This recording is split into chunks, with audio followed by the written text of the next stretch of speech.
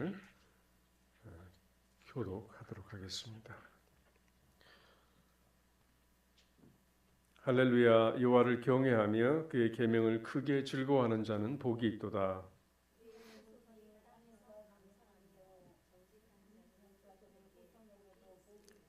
부와 재물이 그의 집에 있으며 그의 공의가 영구히 서 있으리로다.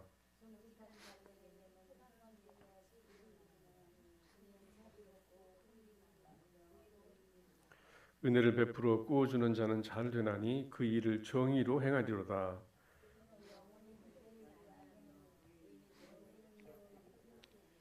그는 흉한 소문을 두려워하지 아니하며 여호와를 의뢰하고 그의 마음을 굳게 정하였도다.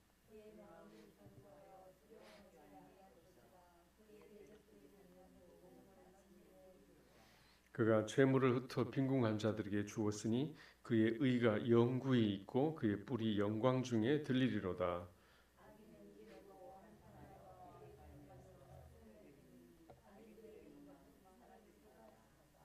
아멘.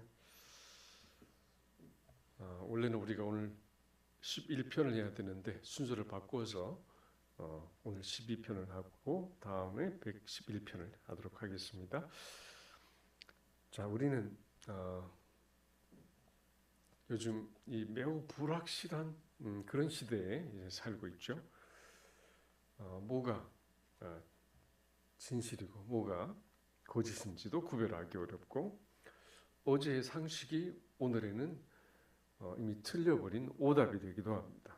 그리고 우리가 견고하리라고 믿었던 수많은 것들이 허무하게 또는 어이없게 무너져 내리는 것을 우리는 많이 보고 있습니다. 우리가 살아가는 세상이 참으로 불안하죠. 국제 정세가 흔들리고 정치도 불안하고 또 물가가 폭등하고 그래서 많은 사람들이 경제적인 위기를 느끼고 또 건강과 또 미래에 대한 염려와 불안들이 있습니다. 예상치 못한 사건들이 매일 우리를 찾아오고 있습니다. 그래서 사람들은 이런 시대 가운데 자신의 불안을 잠재우기 위해서 어떤 극한 자극을 주거나 아니면 더 확실한 더 많은 부를 축적하거나 소유를 추구하지만 오히려 그렇게 할수록 역설적으로 그 마음이 더욱 공허하고 깊이 흔들리는 것을 보게 됩니다. 그래서 성경은 우리에게 전혀 다른 처방전을 제시하고 있습니다. 오늘 본문 12편, 112편은 진정으로 흔들리지 않는 인생의 비밀, 누가 진정으로 흔들리지 않는 복된 인생인가를 우리에게 보여주고 있는데요. 이 말씀을 통해서 오늘 우리의 인생의 근본을 다시 돌아보는 시간이 되기를 바랍니다. 자, 오늘 성경에 보니까 복 있는 사람은 먼저 하나님을 경외하는 사람이라고 말씀을 하고 있습니다. 하나님을 경외한다고 하는 것은 하나님과 이제 올바른 관계를 갖고 있다는 것이죠. 근데 경외는 그냥 하나님을 단순히 무서워하는 사람이 아닙니다.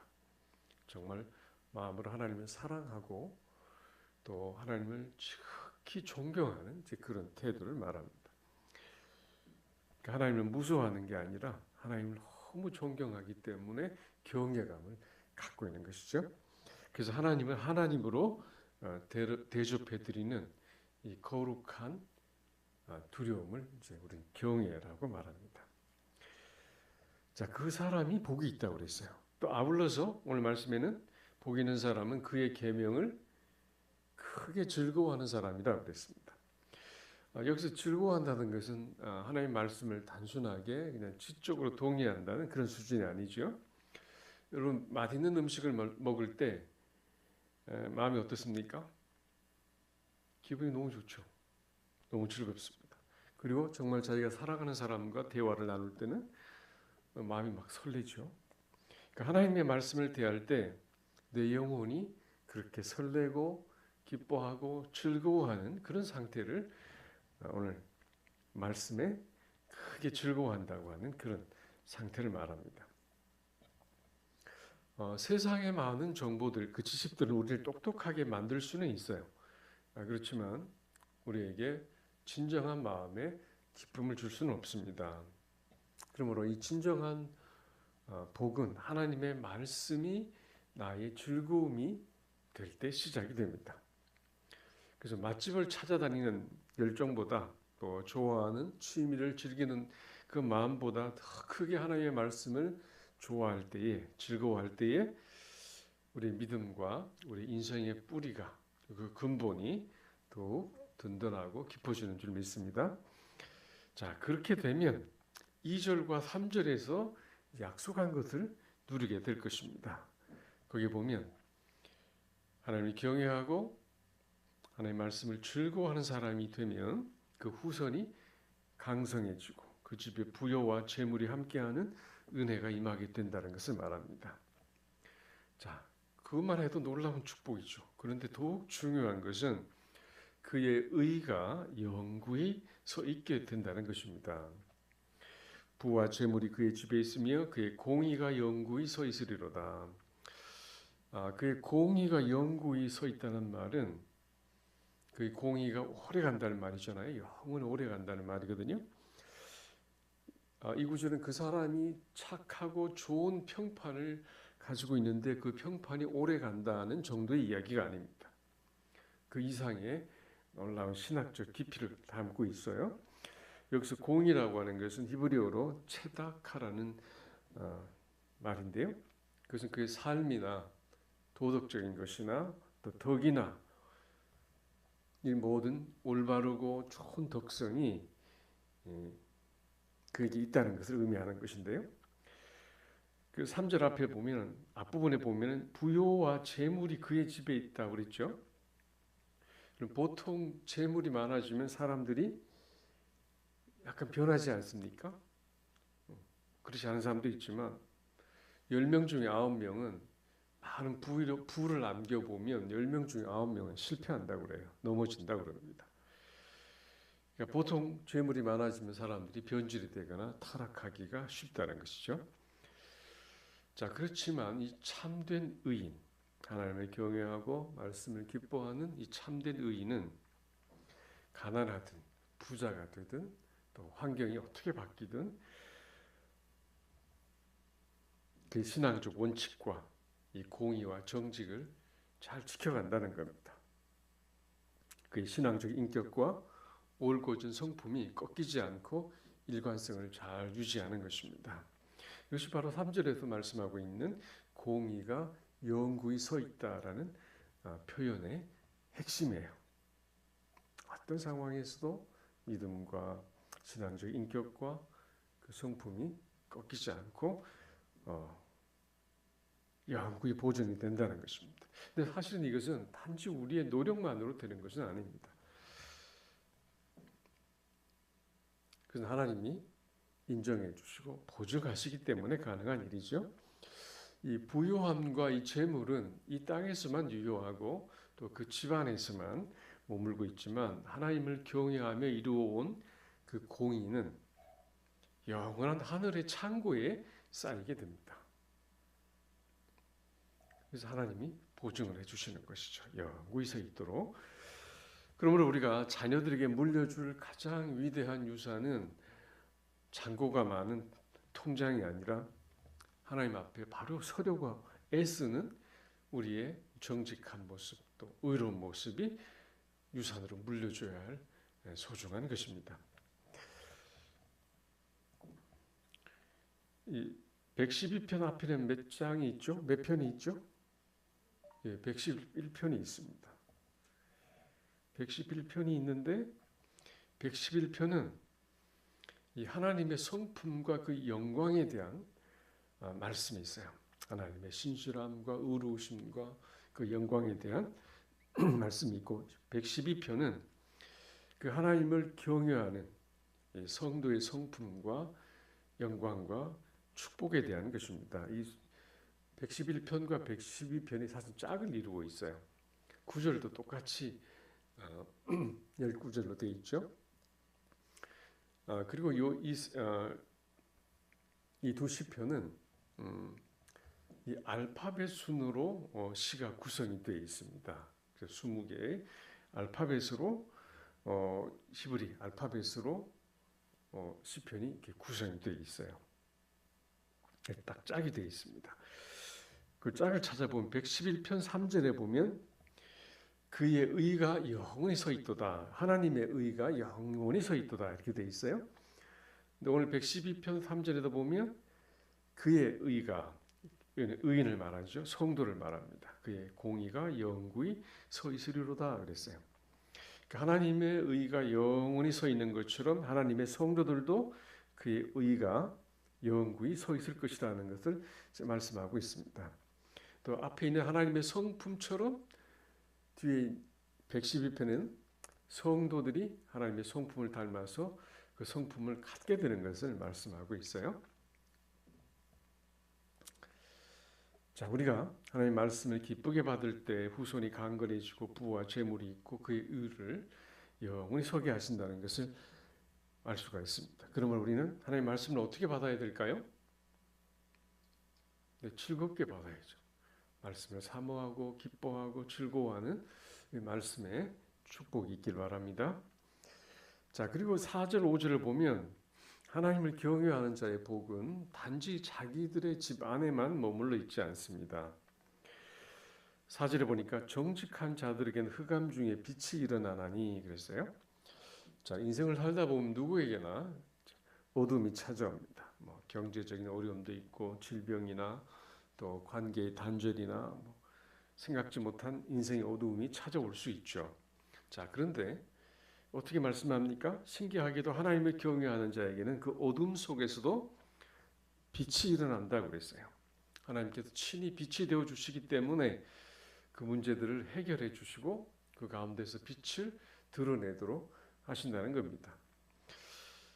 자, 어둠 가운데서도 하나님의 빛을 경험한 사람들 속에는 특별한 특징이 나타나는 것을 오늘 말씀을 하고 있어요. 자, 그들은 먼저 정직하잖아요. 그러면서도 5절을 보니까 은혜롭다고 말씀을 합니다. 정직한 것과 은혜를 베푸는 것 잘 어울리나요? 뭔가 올곧고 정직한 사람들은 은혜를 베푸는데 좀 인색할 것 같지 않습니까? 우린 생각하기를 정직한 자는 법을 잘 지키고 거짓말하지 않는 엄격한 그런 모습을 연상을 합니다. 근데 은혜로운 자는 허물도 덮어주고 남에게 베푸는 아주 너그러운 모습을 우리가 상상할 수 있는데 이 두 성향이 좀 충돌하는 것 같지 않습니까? 이걸 한 사람은 이걸 안 할 것 같고 이걸 하는 사람은 또 저걸 안 할 것 같습니다. 그런데 이 4, 5절의 정직한 자와 은혜로운 자의 이 모습은 사실은 동일한 인물의 두 면의 모습이라고 할 수가 있어요. 그러니까 여기서 정직한 자가 곧 은혜를 베푸는 자라는 것이죠. 은혜를 베푸는 자가 정직한 자라는 것이죠. 한 사람 속에 있는 두 가지 면입니다. 성경은 하나님을 경외하는 한 사람 속에 이 두 가지 성품이 동시에 존재해야 된다는 것을 말씀하고 있습니다. 왜 정직한 자가 은혜를 베풀기가 어렵게 느껴지는데 어떻게 정직한 자가 은혜를 베풀 수가 있을까요? 어떻게 정직하고 좀 엄격한 사람이 은혜를 베풀 수 있을까? 성경에서 말하는 이 정직이라고 하는 것은 단순히 도덕적인 어떤 결벽성을 말하는 게 아니에요. 그래서 하나님과의 관계가 올바로 세워져 있는 상태를 오히려 말합니다. 그래서 정직하기 때문에 베풀 수가 있다는 것이죠. 하나님 앞에 정직한 사람은 한 가지 사실을 정직하게 인정합니다. 바로 내가 가진 모든 것이 내 것이 아니라 하나님의 것이라는 사실을 정직하게 인정한다는 것이죠. 그러니까 이 사실에 정직한 사람은 내게 있는 것을 내 것이라고 주장하지 않고 내게 남는 것은 필요한 이웃에게 흘려보내는 은혜를 베푸는 삶을 살게 되는 것입니다. 그러니까 정직하기 때문에 베풀 수 있다는 것을 오히려 성경은 말씀하고 있습니다. 자, 그리고 여기서 은혜를 베푸는 것이 그 정의라는 것을 알 수가 있는데요. 공의라는 것을 알 수가 있는데 5절 끝에 보면 그 일을 무엇으로 다스린다고 했나요? 그 일을 정의로 다스린다 그랬습니다. 자, 여러분 세상 기준에서는 내 돈을 내 마음대로 쓰는 게 정의일 수 있어요. 자, 그런데 성경적 정의는 하나님이 원하시는 곳에 그 재물을 쓰고 분배하고 배분하는 것이 성경적 정의예요. 그러니까 가난한 자들이 은혜를 베푸는 행위도 정직한 자가 마땅히 행하는 공의의 실천이 되는 것입니다. 그러니까 세상의 기준과 좀 많이 달라요. 정직하기 때문에 베풀 수 있고 오히려 베푸는 것이 성경적 정의라는 것을 우리가 알 수가 있습니다. 사실 이 정직과 은혜가 함께 있는 것은 하나님의 성품에 근거해 있기 때문에 이 하나님을 경외하는 사람이 그렇게 할 수 있는 것입니다. 그러니까 111편은 하나님의 공의와 신실하심과 그리고 자비로우시고 은혜로우신 것을 동시에 말씀하고 있거든요. 하나님의 것이 다 있어요. 그러니까 하나님을 닮아가는 성도들 속에도 그 정직과 공의와 은혜와 신실함이 드러나게 되겠죠. 정직만 있고 은혜가 없으면 이 차가운 율법주의자가 됩니다. 근데 은혜만 있고 공의와 정직이 없으면 무책임한 또 무질서한 방종이 되죠. 자, 근데 성경은 이 둘이 함께 만나는 지점을 두 가지를 함께 가진 사람을 복 있는 사람이라고 오늘 말씀하고 있습니다. 그러므로 이 4절의 정직한 자는 그 인격의 뿌리를 말하고 있고요. 또 은혜를 베푸는 사람의 모습은 그 인격의 열매를 말하고 있습니다. 정직한 뿌리가 있으니까 은혜를 나눌 수 있는 그런 열매를 드러내는 것이죠. 세상 사람들은 움켜쥐어야 내 것이 된다고 믿지만 하나님의 나라의 원리는 그것을 흩어 구제할 때 더욱 풍족해지는 것을 약속하고 있습니다. 그리고 내가 가진 것을 흘려보낼 때 나의 공의, 나의 의가 오히려 영원히 서게 되는 것을 말씀하고 있습니다. 그러므로 진정한 복의 증거는 소유가 아니라 나눔에 있음을 오늘 우리는 기억해야 되겠습니다.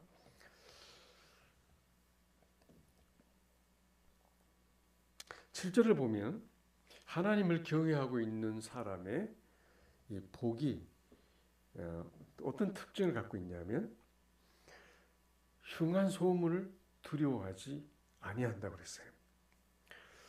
여러분, 우리 인생을 가장 괴롭히는 것이 무엇입니까?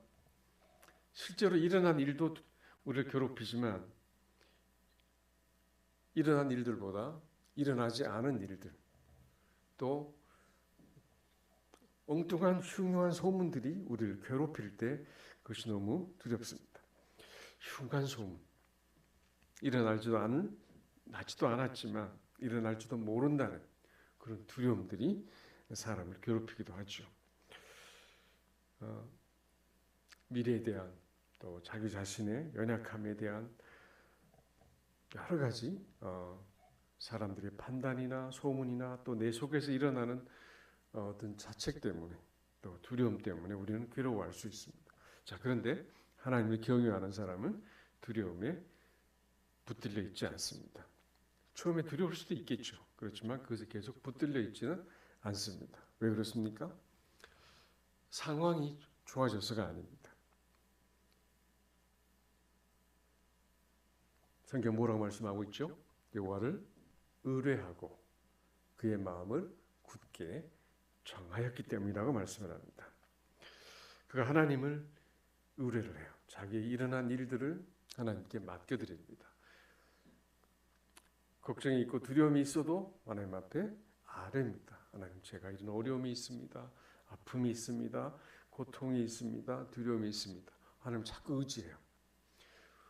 우리가 스스로 그 흉한 소문들이나 고통을 견디라고 말씀하는 게 아니라 그래서 하나님 앞에 가져가서 의뢰함으로 우리는 그 두려움에서 벗어날 수가 있고, 또 그렇게 하기로 그의 마음을 어떻게 해요? 굳게 정하였기 때문이라고 말씀합니다. 여기서 정하다는 말은 고정시키다, 픽스드 됐다 그 말이에요. 그러니까 혼자서 막 그걸 붙들고 이리 흔들리고 저리 흔들리고 그렇게 하는 게 아니라 하나님께 의뢰하면서 마음을 딱 정하는 것입니다. 배가 닻을 깊이 내리면 파도가 쳐도 배가 떠내려가지 않는 것과 같습니다. 하나님이라는 이 반석에 마음에 돛을 내린 사람은 흉한 소문이나 또 큰 파도가 밀려와도 흔들리지 않는 것입니다. 자, 그런데 세상은 우리가 그렇게 마음을 정해도 계속 우리에게 말을 걸어옵니다. 속삭이죠. 뭐라고 그럽니까? 너 지금 이대로는 안 돼. 돈이 그렇게 없어갖고 어떻게 살아가? 앞으로 노년에 어떻게 살아가려고 그래? 연금도 들어놓고 보험도 들어놓고 다 준비해놔야지. 그건 하지 말라는 얘기 아니에요. 그것 갖고는 안 돼. 그러면 자꾸 두려움을 줍니다. 돈이 없으면 흔들릴 거야. 또 친구를 많이 사귀어놔야 돼. 든든한 백이 없으면 또 무너질 거야. 그러면서 온갖 우리에게 속삭임으로 우리의 공포를 자꾸 만들어냅니다. 염려를 만들어냅니다. 자, 그렇지만 오늘 시편 112편은 우리에게 말씀을 합니다. 복 있는 사람은 어떻게 한다고요? 여호와를 경외한다고 그랬습니다. 정말 하나님을 사랑하고 하나님을 하나님으로 믿어드리고 대접해드리는 그 존경하는, 극치의 존경하는 마음을 가지고 또 그분이 하시는 말씀을 즐거워하라고 그랬어요. 즐거워하면 어떻게 된다고 그랬죠? 후손이 강성하여지고 부와 재물이 넘치게 될 것이고, 또 그분의 성품을 닮아 정직하며 이웃에게 손을 피라고 말합니다. 그러면 너희가 영구히 있고 결코 너는 흔들리지 않을 것이라고 말씀을 합니다. 그래서 10절에 보면 악인은 의인의 복을 보고 배가 아프고 한탄하며 사라질 것이에요. 하나님을 경외하는 성도의 영광은 영원할 것입니다. 자, 흔들리는 세상에서 흔들리지 않는 인생의 비결은 상황을 막 바꿀 수 있는 거대한 능력이 아니라 하나님 앞에 서 있는 우리의 중심에 있습니다. 하나님에 대한 경외심, 말씀에 기뻐하고 정직하고 그것을 또 하나님 주신 선물들을 사람들에게 구제하고 베풀고 나눌 수 있는 그런 우리의 중심에 바로 그 비결이 있습니다. 그러므로 이번 한 주간도 세상의 흉한 소문에 귀를 기울이지 마시고 하나님의 말씀에 즐거운 마음으로 귀를 기울이시고, 그리고 내가 가진 것들을 주의 나라와 필요한 이웃들을 위해서 사용함으로 하나님 주시는 참된 평강과 이 견고함을 잘 누려가시기를 축복합니다. 네, 우리 찬송 380장 올려드리겠습니다. 찬송 380장.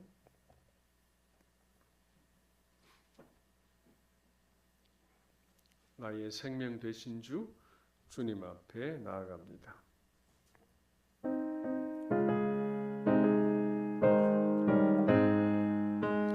나의 생명 되신 주 주님 앞에 나아갑니다. 주의 흘린 보혈로 정케 하사 받아주소서. 날마다 주를 찬송하겠네. 주의 사랑 줄로서 나를 굳게 잡아매소서. 380장입니다. 괴로운 세상 지낼 때 나를 인도하여 주소서. 주를 믿고 나가면 나의 길을 잃지 않겠네. 날마다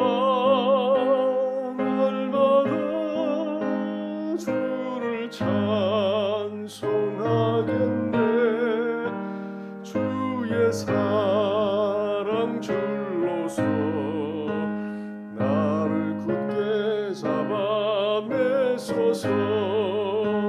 세상 살아갈 때에 주를 더욱 사랑합니다. 밝고 빛난 천국에 나의 영혼 들어가겠네. 날마다 주를 찬송하겠네. 주의 사랑 줄로서 나를 굳게 잡아 매소서. 아멘. 이 시간에 우리 합심해서 기도하겠습니다. 오늘 주신 말씀을 생각하면서 이 세상 풍파 가운데서도 흔들리지 아니하고 오직 하나님을 경외함으로 우리의 마음의 탓을 주님께 깊이 내리며 흔들리지 않는 삶을 살게 해주시고, 또 말씀을 크게 기뻐하며 주신 복을 이웃에게 기쁘게 흘려보내는 복된 인생이 되고, 어떤 흉한 소문 앞에서도 주님이 내 편이라는 확신을 가지고 흔들리지 않는 삶으로 승리할 수 있도록 시간 우리 같이 한번 기도하고, 또 교회와 나라와 민족을 위해서 우리 합심해서 한 2, 3분 기도하고 오늘 예배를 마치겠습니다.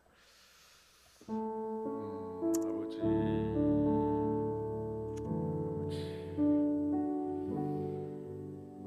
주여, 우리에게 허락하신 하나님의 그 은혜와 그 사랑과 인도하심을 감사합니다. 하나님 우리에게 복을 주시기